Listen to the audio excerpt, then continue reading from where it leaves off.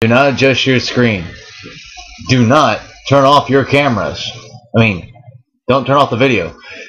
We can't turn off our camera. You are watching Viewer's Choice 2013, the real people's power. Free your mind. So, we're here for people watching and in the news, and we're going to kick it off with people watching with Ernie Mac. What's good, people? What is good? So, I got two topics for you guys real quick tonight on people watching. Brisk. Brought to you by Briskers. So, first off, we went out to eat, and the food was great. Well, we'll get on that on the Critics Corner. We'll get to that in Critics Corner later on. But the food, my food was good. The only problem I had was, aside from some stuff we'll get to later in Critics Corner, was infants. Infants. When you take an infant out to a restaurant, knowing they're either A, gonna start screaming, B, start throwing tantrums and throwing shit, and C, getting on other people's nerves. Case in point, we were stuck in between two tables. One had two infant boys, and the other had a little girl. This little bitch behind me kept just going off at this. And she kept getting out of her seat too, running around the table. Yeah, and then the little boys in front of us, let me just say, y'all gonna think I'm wrong for this, but goddammit, I've never wanted so badly to throat punch a child. I wanted to punch this little motherfucker in his throat so damn hard, because he would not shut the fuck up.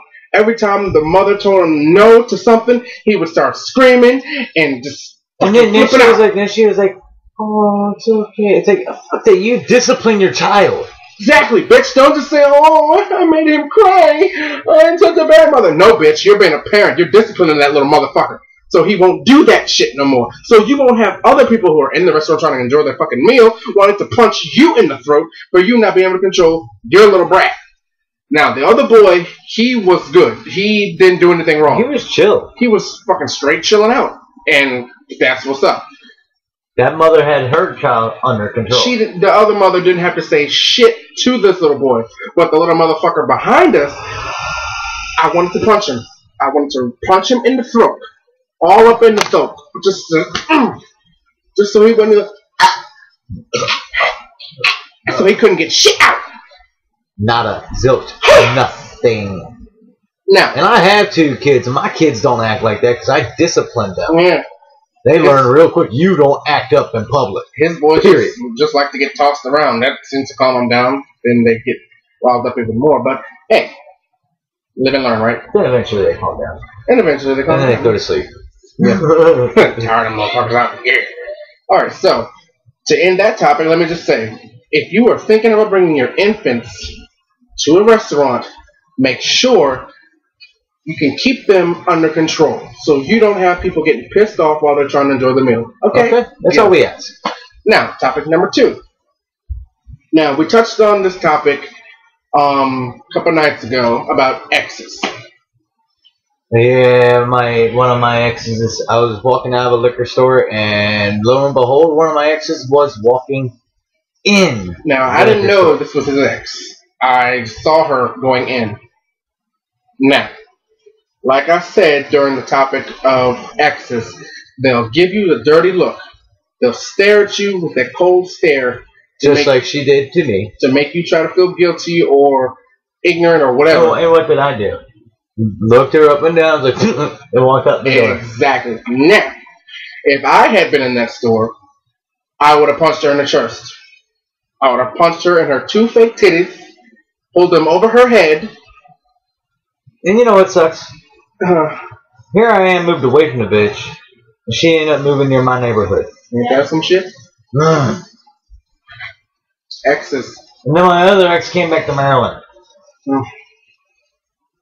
When will those bitches learn? God, leave me alone. You're an ex for a reason, meaning they don't want you back. And if you get back together with your ex, that means you're just looking for trouble. Never date or redate your ex. You're an ex for a reason. There's no working it out because you're going to get back together. Yes, it might be good for maybe the first couple weeks, but then it's going to go downhill and end up the same as it was. You're going to remember why the fuck you broke up with this motherfucker in the first place. Now, to close out people watching, I just want to say this. A warning to exes. Now, if your ex is with someone else and you see them someplace, please, for your own safety, make sure that the person they're with now is A, sane, B, is not violent, and C, is not afraid to punch a bitch in public. Okay. Okay. Thank you for watching, people watching. I now turn it over to Tony D for In the News. Alright, in the news tonight, first thing in the news is the attack on the U.S. consulate in Libya would have happened sooner or later, regardless of any protest against, all obstacle anti-Islam film made in America.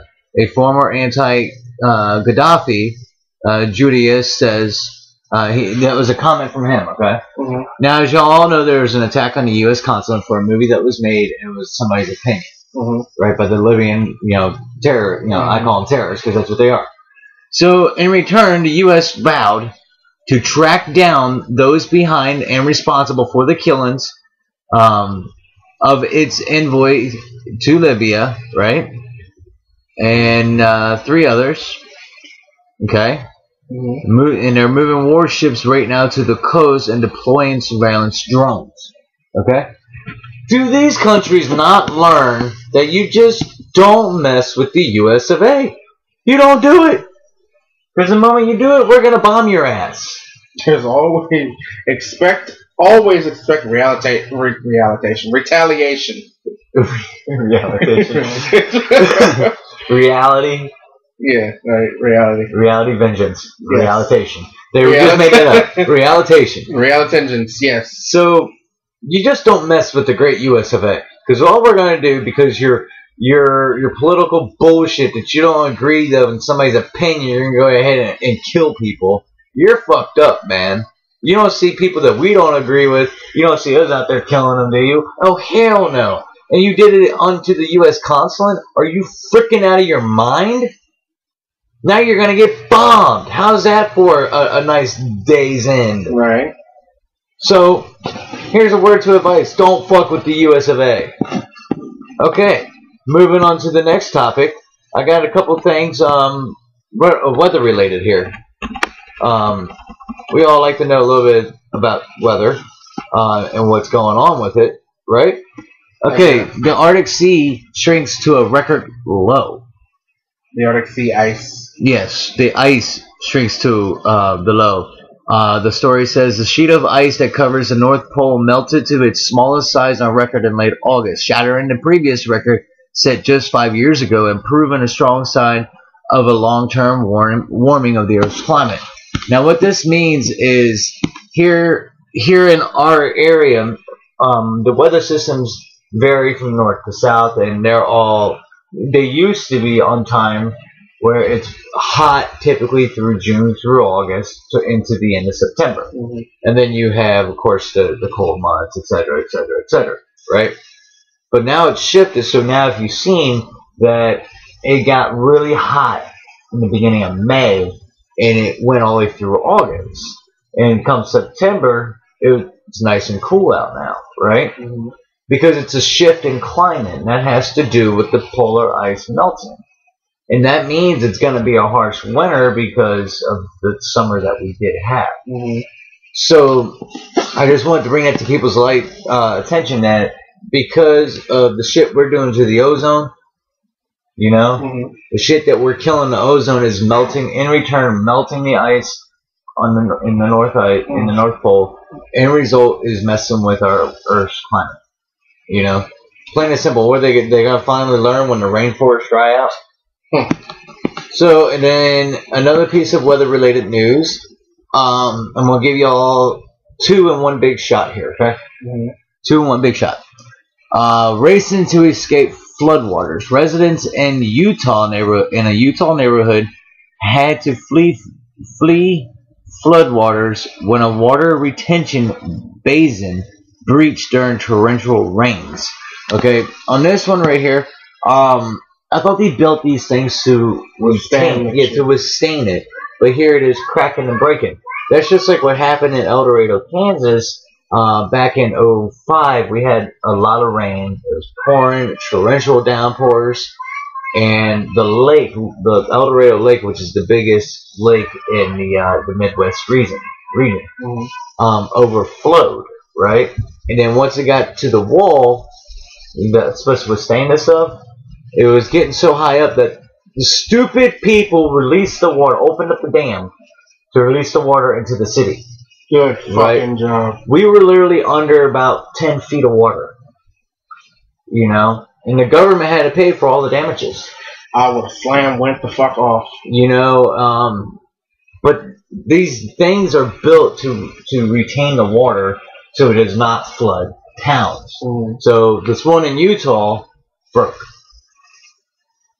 So good job, engineers. That's our tax-paying money at work. And then the last piece is the great city that never sleeps, Vegas. Whatever happens in Vegas stays in Vegas, but that's not the case here. Was swamped by flash floods. Oh shit. A strong storm sent more water than the desert town could handle. Even the vulnerable Las Vegas Strip found itself under water. So even though it was just like a few inches, but even enough, there are a few inches. What looked like in the pictures that we just saw, it looked more like a foot.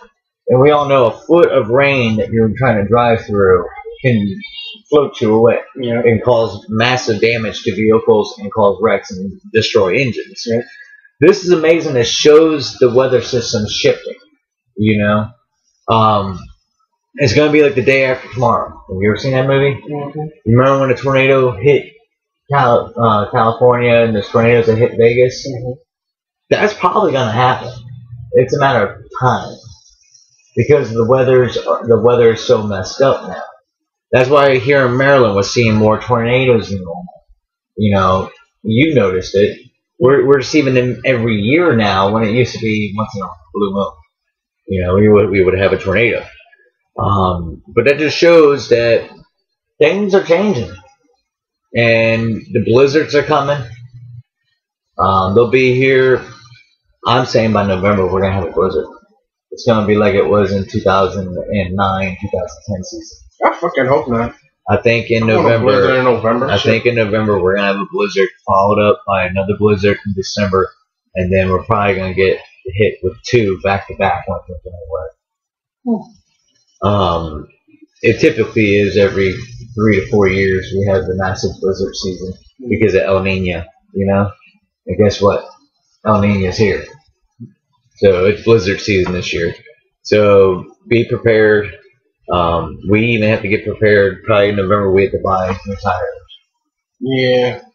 To withstand the snow. So on that case, thank you for tuning in to People Watching in the News. We covered a lot tonight. Yes, indeed. A lot we have been covering. Yeah. We've been kind of slacking.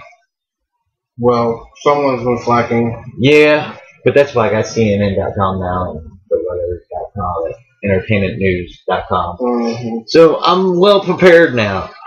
Okay, we'll be right back with some topics. All right.